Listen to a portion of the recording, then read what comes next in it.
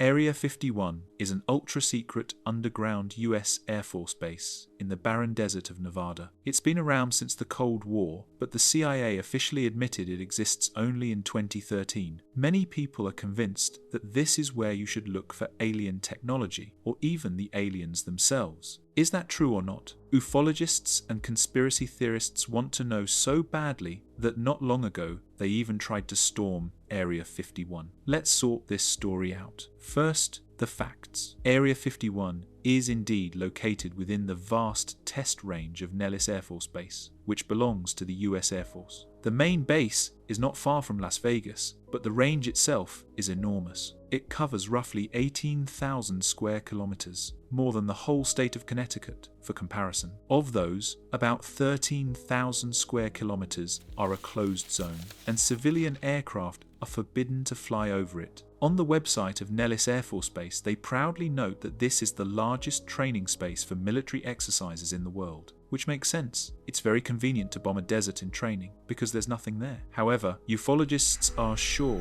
that things aren't that simple. Where else would you hide the wreckage of flying saucers if not in the middle of empty Nevada? The history of the base began in 1954, when President Dwight Eisenhower ordered his people to find a place to test new aircraft, far from prying eyes, and, most importantly, far from Soviet spies. Specialists chose the area around Nevada's Groom Lake. Before the war, these lands belonged to a local redneck family. They had deposits of silver, lead, and even a bit of gold on their property. So when the government offered $5 million for the land, the owners dug in their heels and demanded $40 million. In the end, the land was simply seized, and the owners received a compensation of $1 million.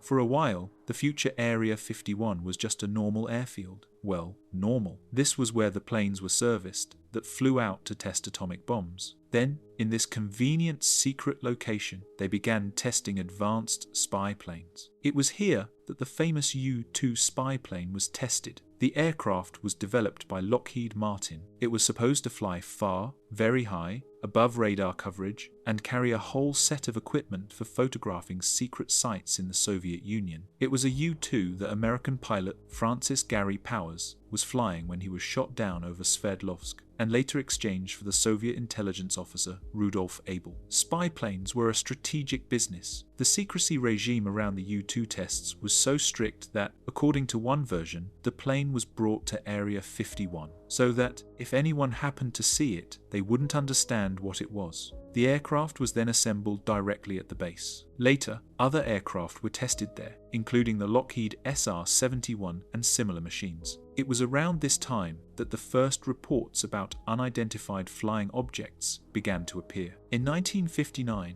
a newspaper in the city of Reno, north of Area 51, reported that local residents had repeatedly seen a bright green object in the sky that flew much faster than any plane and followed a very strange trajectory. How did the CIA react? Naturally, they did everything they could to encourage these stories, and quite possibly started some of them themselves. Any rumors about strange aircraft could now be written off as the overactive imagination of ufologists. Incidentally, throughout the Cold War, they brought captured Soviet aircraft to Area 51 for study and testing. In 1968, for example, 2 MiG-17 ended up there. Their Syrian pilots got lost during a training flight and landed in Israel, and Israel then handed the planes over to the United States. That too was an important story. There was an arms race going on, and spies from every country were hunting for information about the design, performance, and weak points of the enemy's equipment. The place was as secret as it gets, and the only way to really see it was from space. That almost happened in 1974.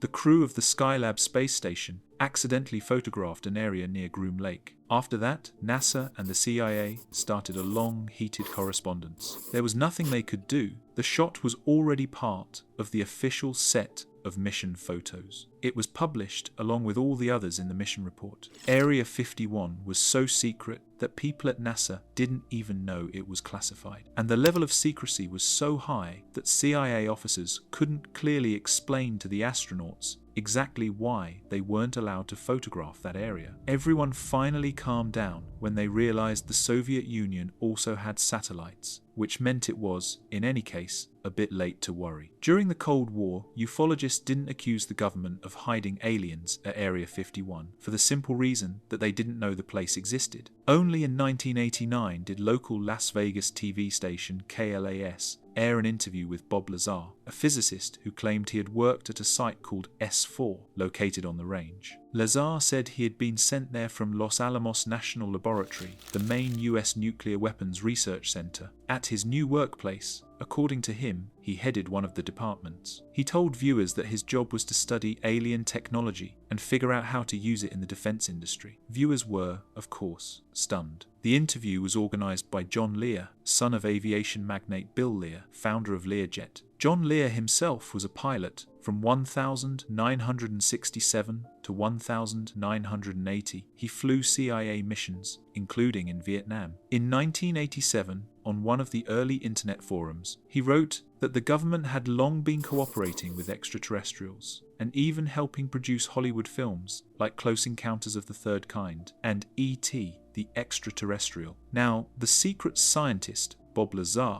thanks to John Lear's efforts, told residents and guests of Las Vegas that Area 51 contained an entire complex, part of it underground. That's where, he said, they dismantled alien craft and tried to adapt the technology for weapons. At the same time, Lazar insisted that his own goal wasn't to strengthen American military power, but to move humanity forward and share these technologies with everyone. According to him, the aliens were very worried about nuclear weapons and might simply wipe humanity off the face of the earth. Lazar argued that if the Pentagon ever created a perfect weapon, no political leader would be able to resist the temptation to use it, and that would be the end of human history. So Lazar's message was surprisingly pacifist. He claimed that alien technologies would be enough to build paradise on Earth for everyone, but the American military refused to share them and used them only for its own purposes. Among other things, he mentioned an engine capable of warping space itself, powered by an element with atomic number 115. At that time, this element hadn't yet been discovered. It was synthesized only in 2003 at the Joint Institute for Nuclear Research in Dubna and was later named Moscovium. According to Lazar, there were 9 flying saucers at Area 51. All of them were relatively small and designed for small grey aliens. One day, he said, he saw people in lab coats talking with one of those aliens. Because of their short height, the staff nicknamed them the Kids. The aliens whose technology was being studied at Area 51 supposedly came from the Zeta Reticuli star system. Ufologists had been familiar with that name long before Bob Lazar. It is connected with one of the most famous alleged alien abduction cases. In 1961,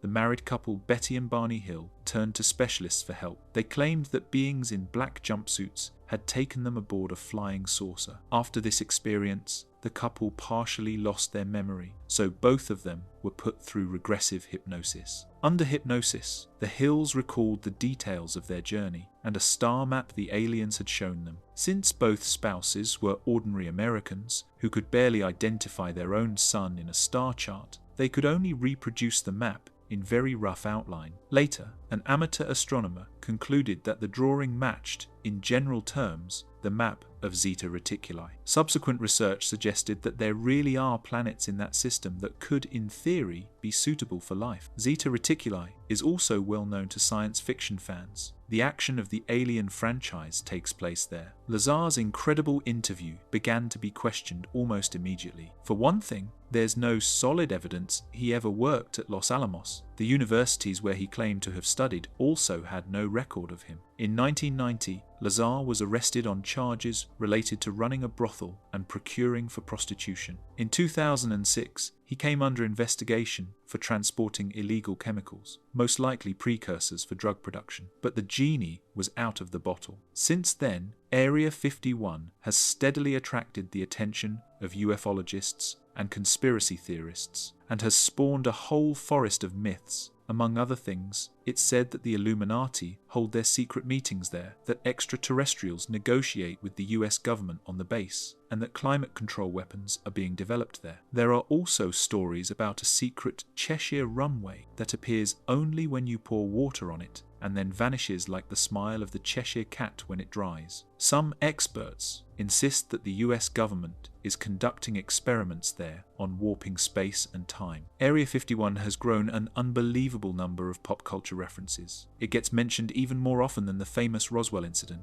According to urban legend, a flying saucer crashed near Roswell, New Mexico, in 1947. Around Area 51, not inside, but along its borders, an entire UFO tourism industry has sprung up. Themed motels, museums, and restaurants. They host annual ufology conventions and organize outings to watch for UFOs. In 2011, journalist Annie Jacobsen published the book Area 51, an uncensored history of America's top secret military base, essentially an attempt to investigate what happens there from the inside. She put it together, supposedly, from interviews with ordinary staff. One anonymous source claimed that the alien saucer stored at Area 51 wasn't alien at all. According to this account, it was part of a plot cooked up by Joseph Mengele, the Nazi test pilot brothers Reimar and Walter Horton, and Joseph Stalin, to sow panic in the United States in the 1940s. Allegedly, Mengele carried out experiments on teenage vagrants, enlarging their heads so they would look like aliens. These children were then put into Nazi flying discs and sent to frighten the American public. How exactly Stalin fit into this story was never clearly explained, but according to one version, one of those discs crashed near Roswell in 1947. A few years after the book came out, Annie Jacobsen was nominated for a Pulitzer Prize, though for a different piece of work. In 2005, ufologists decided to make a clever move and use American law to their advantage. Under the Freedom of Information Act, any citizen can demand the release of government documents. The process dragged on until 2013, when the government declassified everything it was prepared to admit, essentially all the material about the testing of spy aircraft and so on. Naturally, ufologists weren't satisfied with that. In their view, the authorities had used the release of old, no longer sensitive information as a smokescreen to cover up the really secret stuff, namely the saucers and the aliens. New oddities are regularly discovered around Area 51. One of the latest is the so-called camo dudes. The base is guarded not by regular police, nor by the army, nor by the Marines, nor even by the famous Men in Black, but by some unknown, serious-looking, well-armed men. Camo dudes is the nickname ufologists gave them because it's hard to describe them in any more detail. They really do wear camouflage and drive around in white, unmarked jeeps. They look like some kind of mysterious paramilitary security force. No one has yet been able to establish which agency they belong to, and you can't simply ask them. Instead of talking, they tend to reach for their weapons. The mystery of Area 51 literally drives some people to obsession. In 2019, a user of a popular social network named Matty Roberts created a group to gather like-minded people and finally put an end to the secrecy. The plan was very simple: get the entire ufology and conspiracy community together and storm Area 51. Roberts was a typical 21-year-old anime fan living with his parents. At first, the group was just one of his jokes at the expense of conspiracy theorists and would-be ufologists who had been waiting for decades for Area 51 to reveal its secrets. The group was titled Storm Area 51, They Can't Stop All of Us. The description suggested meeting by the fence around Area 51 on the 20th September 2019. If we run fast enough, Naruto style, we'll outrun their bullets. We'll go see them aliens, Roberts wrote. The group went viral, and by the next day 1 million people had clicked that they were going. By the appointed date, the number had reached 3 million, and the military felt compelled to issue an official warning about the possible consequences of storming a military facility. Trying to monetize the success of his joke, Roberts decided to hold a music festival instead of an actual raid, but he failed to organize it. On the day itself, about 150 people turned up at the main gate of Area 51, some of them armed. They decided, however, that there were far too few of them to storm a military base.